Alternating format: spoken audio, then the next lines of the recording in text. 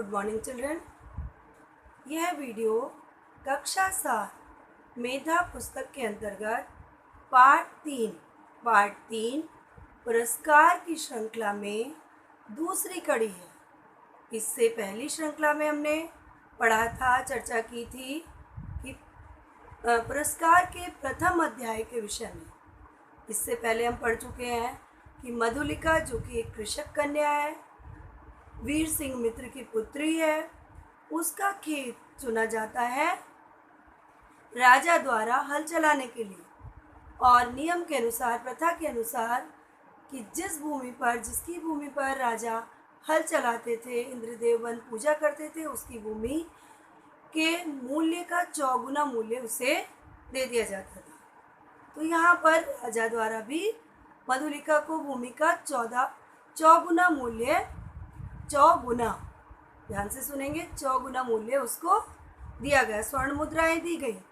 किंतु मधुलिका ने उन स्वर्ण मुद्राओं को, राजा के अनुग्रह को अस्वीकार कर दिया था। अब उसके पास ना तो अपनी भूमि बची थी और ना ही उसने स्वर्ण मुद्राएं ली थी। इसी बीच में हमने चर्चा की थी कि मगध का राजकुमार अरुण, जो कि उत्सव देखने के लिए आया था, वह उसके सौंदर्य को देख रहा था। उसने उससे कहा, मधुलिका से कहा कि मैं तुम्हारे अनुग्रह का प्रार्थी हूँ। उसने उसके समक्ष प्रेम प्रस्ताव रखा था और उसने कहा कि मैं कौशल नरेश से तुम्हारी भूमि तुम्हें वापस दिलवा सकता हूँ। किंतु मधुलिका ने कहा कि मैं राष्ट्र नियम नहीं बदलना चाहती, कि जैसा अब तक चला रहा है वैसा ही होगा। तो ना तो उसने भूमि के बदले स्वर्ण मुद्राएं स्वीकार की, किसने? मधुलिका। और ना ही उसने राजकुमार ने जैसा कि उससे कहा कि मैं भूमि दिलवा दूंगा, उस बात के लिए तैयार हुई। तो अब क्या करना था? ना तो मधुलिका के पास भूमि थी और ना ही स्वर्ण मुद्राएं। तो वह दूसरों के खेतों में काम करती, जो भी प्राप्त होता वह खाती।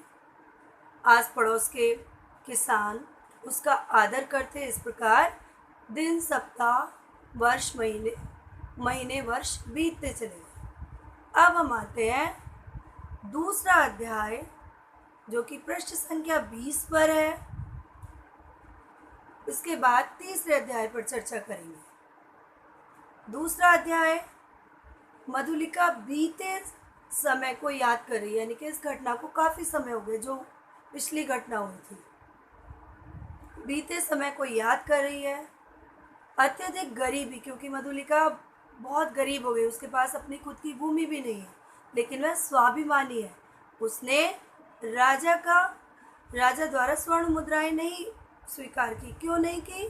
क्योंकि उसने कहा कि यह मेरे पितामहों की भूमि है, यानी कि दादा परदादा की भूमि है, और इसे बेचना, इसका मूल्य स्वीकार करना मेरे लिए उचित नहीं है।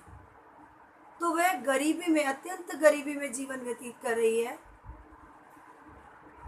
वर्षा हो रही, वर्षा ने भीषण रूप धारण कर लिया, गड़गड़ाहट बढ़ने लगी। मधुलिका टूटी फूटी झोपड़ी में रह रही है। अब सहसा बाहर कुछ शब्द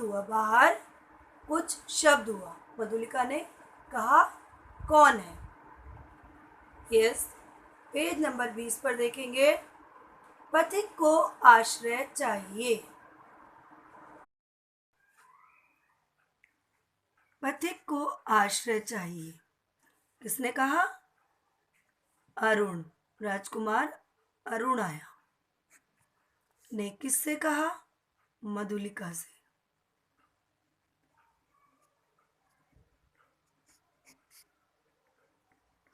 मधुलिका ने डंडियों से बना द्वार खोल दिया।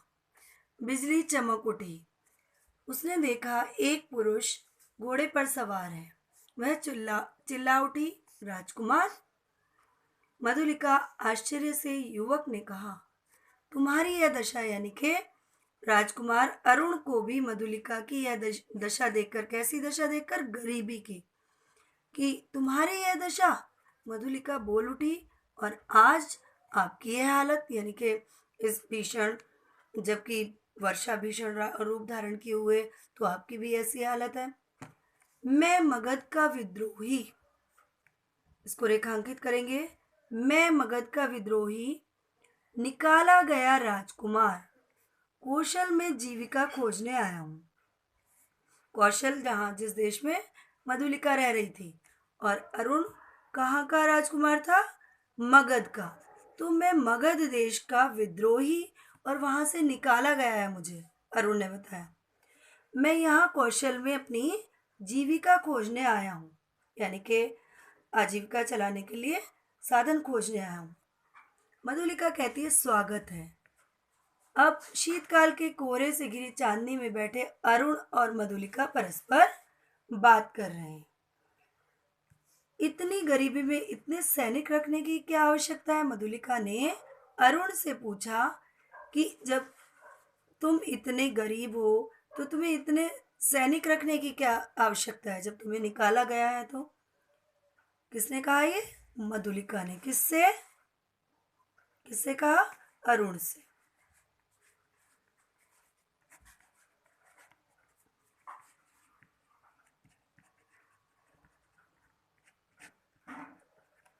मैं अपने बाहुबल से नया राज्य बनाऊंगा। अरुण ने कहा कि मैं अपने बाहुबल से नया राज्य बनाऊंगा। ओह, तो तुम्हारा उत्साह कम नहीं हुआ? अब अगले पृष्ठ पर आएंगे, पृष्ठ संख्या 21। मैं सत्य कह रही हूं, सॉरी, पृष्ठ संख्या 20 का अंतिम वाक्य देखेंगे। ओह, तो तुम्हारा उत्साह मत करना। तुम्हारी इच्छा हो तो मैं प्राणों की बाजी लगाकर तुम्हें कौशल के सिंहासन पर अपनी रानी के रूप में बिठा दूं। मधुलिका कांप उठी। क्या यह सत्य है मधुलिका? कौशल नरेश तुम्हारे लिए चिंतित है। यानी कि अरुण ने प्रस्ताव रखा था, वह उससे प्रस्ताव उसके समक्ष रख चुका है। तो उसने कहा कि ये बात सत्य है कि कौशल नरेश तुम्हारे लिए चिंतित है। वे तुम्हारी प्रार्थना अस्वीकार नहीं करेंगे। कौन सी प्रार्थना? की यदि तुम उनसे कुछ मांगोगी तो। कौशल के सेनापति अधिकांश सैनिक लेकर दस्यु नाश के लिए बहुत दूर गए होंगे। तो अरुण ने बताया कि आजकल राज्य की क्या स्थिति है कि सेनापति और अधिकतर सैनिकों को लेकर कहाँ गए हैं? दस्यु नाश के लिए, दस्युओं को नाश करने के लिए। यानी कि इस समय सैनिक कम है। जो कहेंगे वही करूंगी, मधुलिका ने कहा। यानी कि आप जो कहेंगे वही करूंगी। अगले दिन कौशल नरेश के दरबार में आकर मधुलिका बोली, इसको रेखांकित करेंगे। क्या बोली? कि देव। किसके कहने पर बोली? क्योंकि अभी उसने अरुण ने उसको समझाया था कि ऐसा करो महाराज के सामने। वो उस समय उसके मन में कौन सा भाव था? व्यक्तिगत प्रेम का। राजा के समक्ष जाकर कहा, देव 3 बरस हुए मेरी भूमि ले ली गई थी। ओह, तो राजा ने कहा, ओह, तो उसका मूल्य मांगने आई हो? किसने कहा ये? राजा ने। किसने कहा? राजा ने, कौशल के राजा ने मधुलिका से।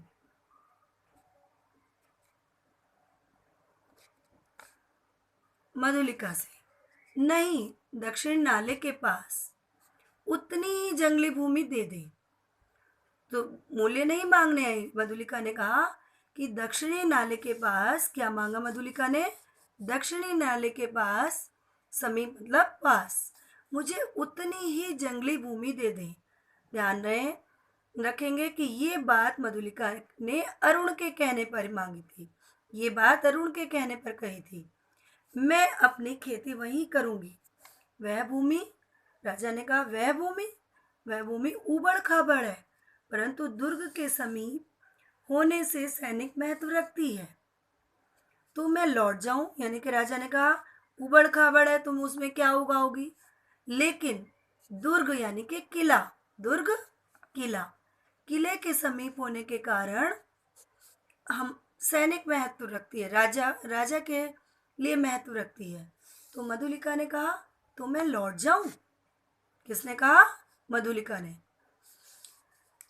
इस पर राजा क्या उत्तर देते हैं? सिंह मित्र की कन्या, तुम निराश नहीं लौटोगी। किसकी कन्या थी मधुलिका? सिंह मित्र की। तुम निराश नहीं लौटोगी।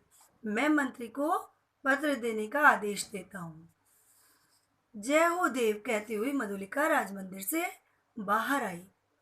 अब दुर्ग के दक्षिणी नाले पर झाड़ियां काटकर मधुलिका का खेत बन गया। दक्षिणी नाले की भूमि मांगी थी उसने, अब वहां पर मधुलिका का खेत बन गया।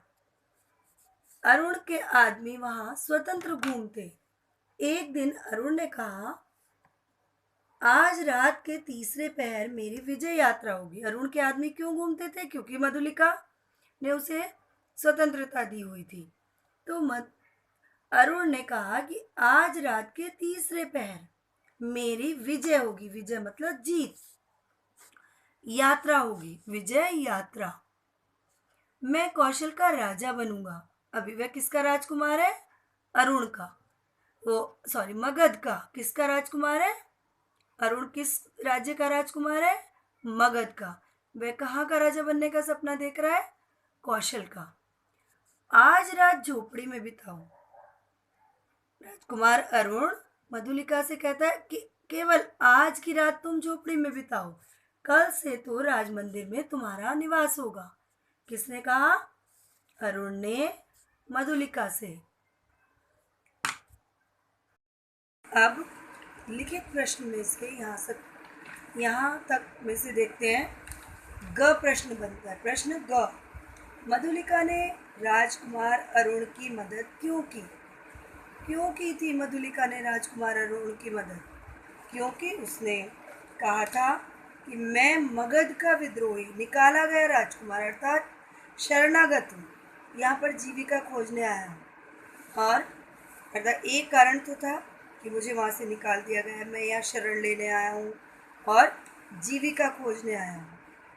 दूसरे, उसने कहा था कि मैं तुम्हें रानी बना दूँगा, मैं तुम्हें रानी बनाकर रखूँगा, तुम्हारी इच्छा हो तो मैं प्राणों की बाजी लगाकर तुम्हें कौशल के सिंहासन पर अपनी रानी के रूप में बिठा दूँगा। अर्थात उसे लगा कि वह व्यक्तिगत रूप से उससे प्रेम करता है। तो इन कारणों से मधुलिका ने अरुण की मदद की। अब आगे, तो जब मधुलिका को पता लगा, उसके इरादों को जान गई कि अरुण ने कहा कि आज रात झोपड़ी में बिताओ, कल से तो राज मंदिर में तुम्हारा निवास होगा, तो वह समझ गई कि ये बात, उसके इरादों को समझ गई अरुण के, कि उसने श्रावस्ती दुर्ग पर दक्षिणी नाले के पास से आक्रमण करने की बात कही है, यानी कि उनके अपने कौशल राज्य पर। तो वह उसकी योजना को समझ गई और उसकी क्या प्रतिक्रिया हुई?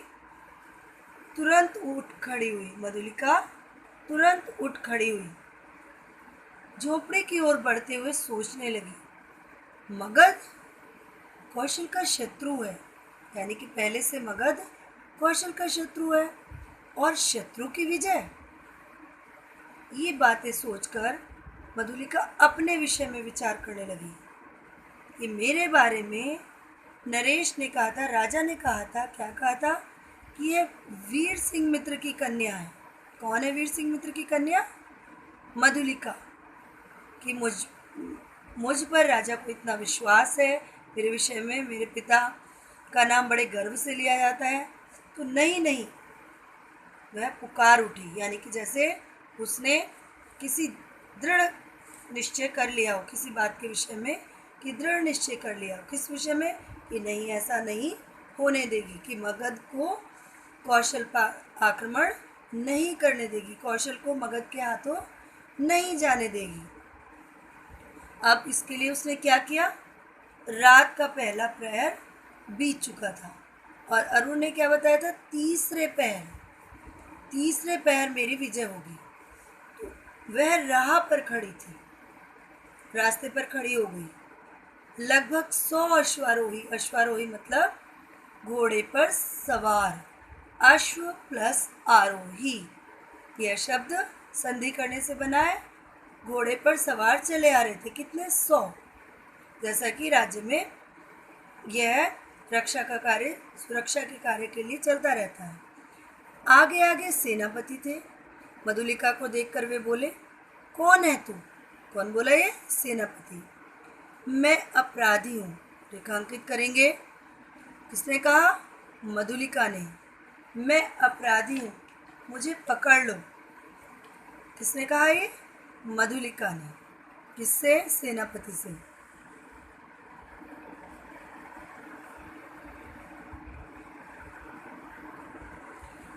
क्या है? साफ साफ बता। आज रात, मधुलिका ने बताया कि आज रात श्रावस्ती दुर्ग, ये रिक्त स्थान में पूछे जा सकते हैं। आज रात डैश दुर्ग पर दक्षिणी नाले के पास से आक्रमण होगा। कौन से दुर्ग पर? श्रावस्ती। किस साइड से? दक्षिणी नाले।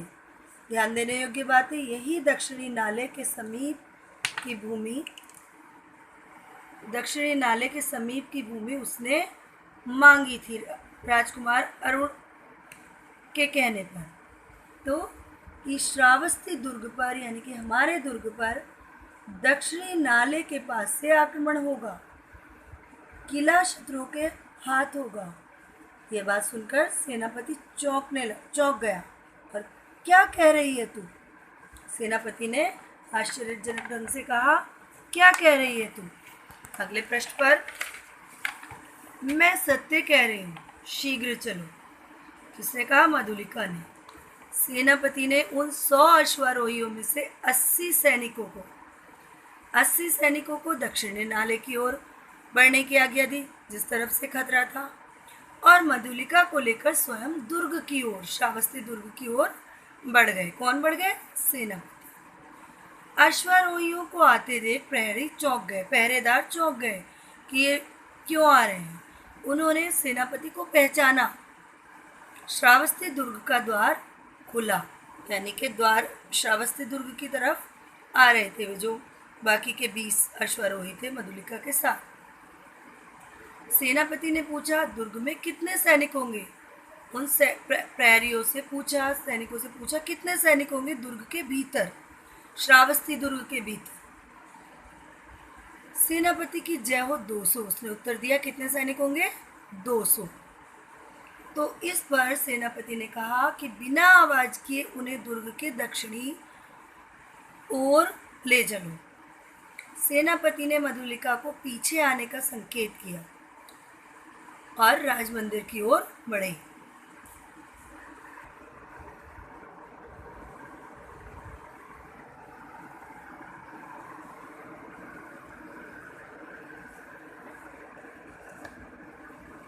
अब सेनापति महाराज के पास जाकर बोला, क्षमा हो देव।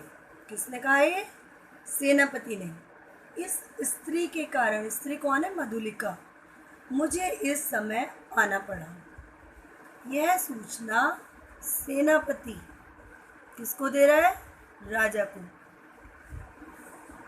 महाराज ने कहा, सिंह मित्र की कन्या को देखकर, यानी कि मधुलिका को देखकर कहा, तुम्हें तो दक्षिणी नाले के समीप भूमि दे दी गई थी। किसने कहा? है महाराज ने। इस पर सेनापति कहता है, देव। कौन कहता है? सेनापति। किसी गुप्त शत्रु ने आज रात दुर्ग पर अधिकार करने का प्रबंध किया। किसी गुप्त शत्रु ने। वो गुप्त शत्रु कौन है? हम जानते हैं ना, अरुण। इस स्त्री ने यह संदेश दिया है कि किसी गुप्त शत्रु ने आज दुर्ग पर अधिकार करने का प्रबंध किया है। किसने कहा? ये सेनापति ने। किसने? सेनापति ने। किससे? कौशल नरेश से। यह महाराज ने पूछा, मधुलिका, क्या यह सत्य है?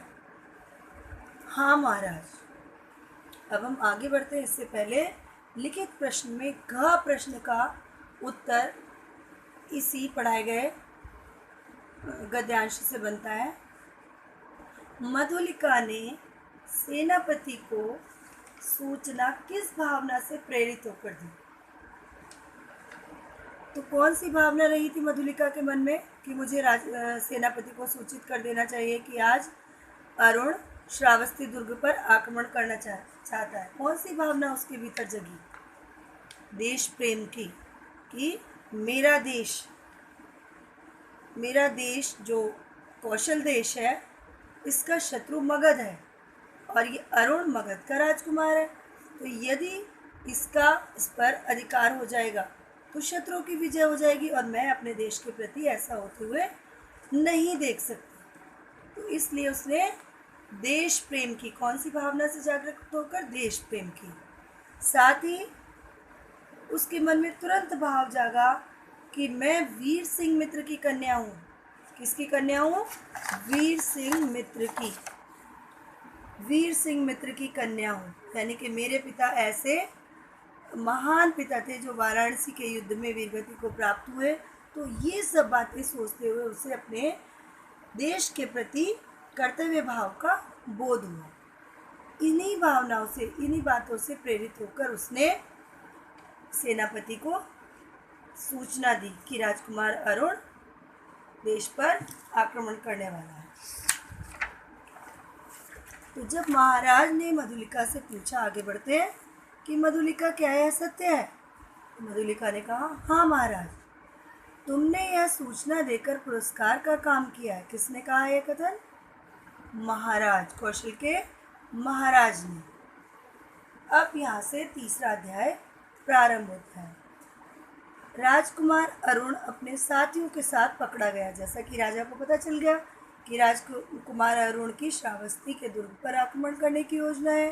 उसने सेनापति द्वारा पहले ही सेनापति ने सूचित कर दिया था और वहाँ पर पकड़ लिया गया। तो अरुण को देखते ही, जैसे ही अरुण को लाया गया, तो अरुण को देखते ही जनता रोष से चिल्लाई। रोष मतलब गुस्सा, क्रोध।